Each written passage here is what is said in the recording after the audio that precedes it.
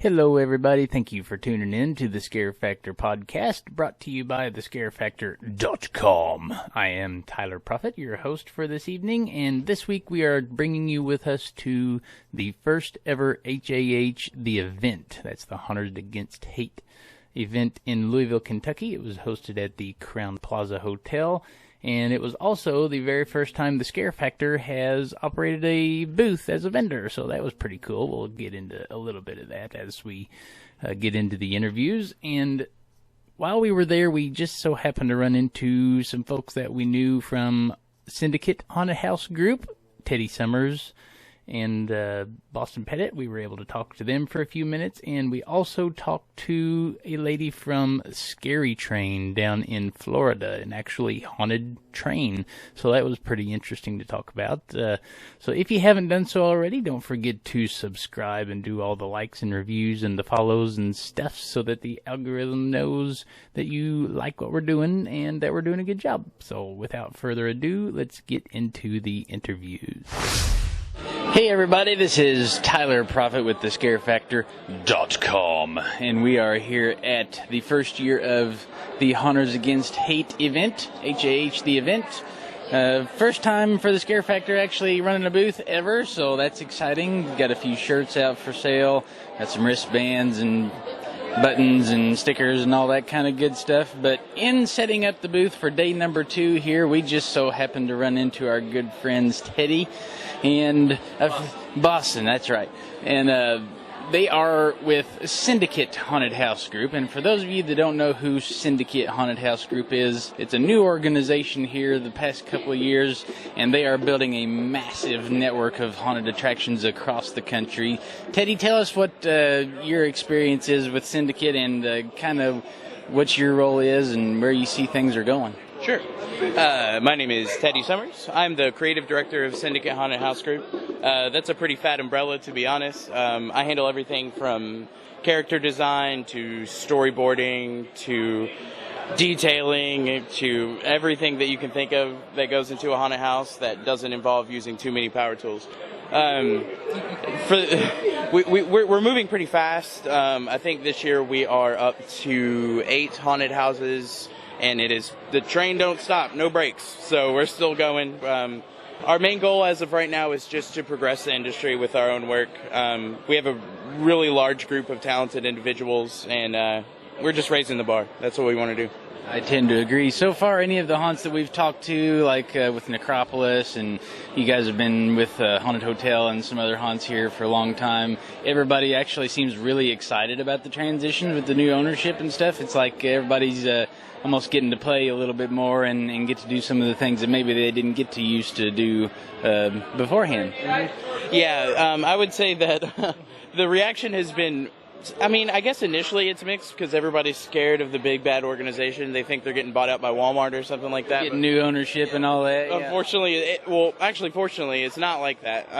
We definitely want to keep the essence of each haunted house its own. We don't want to come in and just, stomp on everything and try to rebuild it. We take what they have, the people that they have, which are typically great, and we just try to help progress, make new changes that they're not used to, like getting paid, updating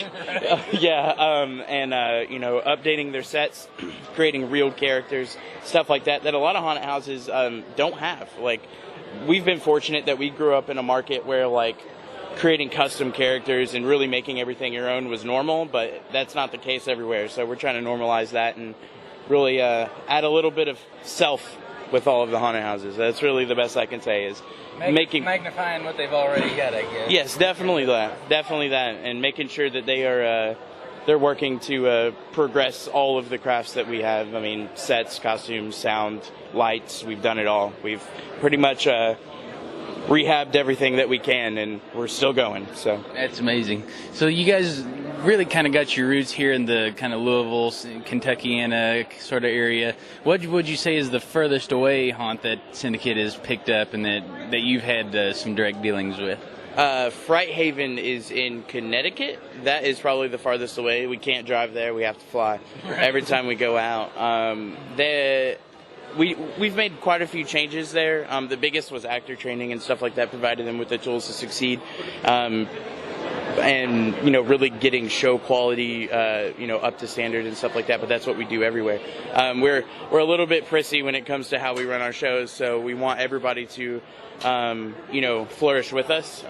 We're not some of those people that are going to sit there and boss people around. We want to lift people up with us. So, absolutely. It's a sign of a good boss is to put yourself and others in a position where they can succeed within your company. So, very good stuff. Thanks for stopping by, and thanks for talking with us. Where do you see, so I think we were talking a little bit before we started recording. I think you're up to 7 or 8 haunts now, is that right? Yeah. And then you're looking at, or there's no details yet, but might be some things in place to where possibly more in the near future? Yeah, I can't really say a whole lot about it, but I would say some of the main things that we're pushing for are, of course, more awesome haunted houses, and then really upping the escape room game for haunted houses as well. That's Boston's primary focus right now, is really changing the way we see escape rooms, taking out the padlocks, making everything automated, big sequences, stuff like that, and that's we're trying to do a lot. We're definitely in over our heads in the best way possible. So, yeah. And the escape rooms probably help keep some more year-round revenue and stuff going too, right? Yeah, and so for right now, we're pushing like 10-minute rooms, interactive experiences, so people can come to the haunted house, enjoy that, and then there's a little something extra for them. Gotcha. And we're really trying to cater it towards the haunted house market, and that doesn't necessarily mean making games scary, but that means making games interactive, a lot of tech, and a lot of things that you would see in a conventional haunted house going on. So we are sticking with that 10-minute, but we will hopefully transition into more year-round experiences so people can enjoy that year-round as well. Absolutely. Heck yeah. All right, guys. Well, thanks for stopping and talking with us. It's been really fun, and I know you guys say that you're probably not going to be able to hang around the event too much longer, but that's unfortunate. But, hey, we'll still be here, and maybe we'll see you making another lap around or here, too, and we'll catch you this haunt season if we don't see you between now and then. So thanks a bunch. We love Scare Factor.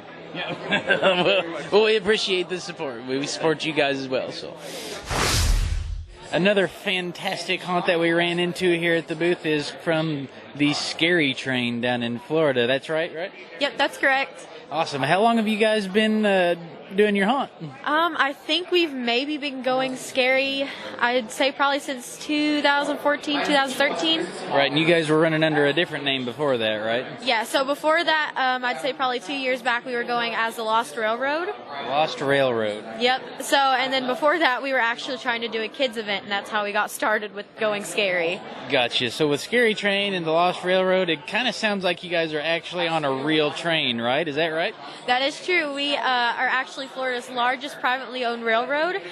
We are a 110-acre farm down in Williston, Florida, and the train, I'd say, probably goes 1.5 miles all the way around the whole farm. That is incredible. So what goes on, like, actually, is it actually on the train, or is there stuff going on, like, outside the train, kind of like a hayride, or tell me more about how it works? So Scary Train, which it's now called the Lost Railroad, we have 5 different attractions in the haunt itself. The Scary Train is one of the attractions, and stuff happens off the train and on the train. We have a storytelling while we have a scare actor in the back as the conductor talking. So stuff's going on and off of the train, everything, just a total 360 experience, right? Oh yeah, definitely. A lot happens. That's awesome. So what's a ticket cost to get on the Scary Train? So it's actually a donation. We're a 501c3, which means we're a not-for-profit. We help at-risk and fostered youth. And the tickets normally in person go for about $20, but online when you go to pre-order, I believe they're $15. That's awesome. Very cool. Alrighty, sounds good.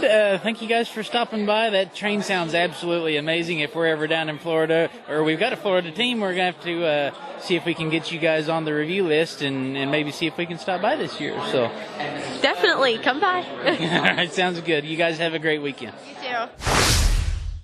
Thank you, everybody, for tuning in. If you'd like to learn more about the interviewees on this episode, Syndicate Haunted House Group can be found on Facebook at Syndicate Haunts. That's Syndicate spelled S-I-N.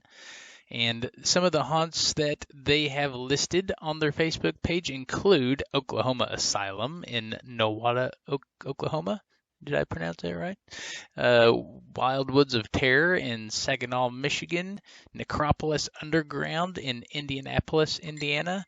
Malice Manor in Clarksville, Indiana. The Haunted Hotel in Louisville, Kentucky.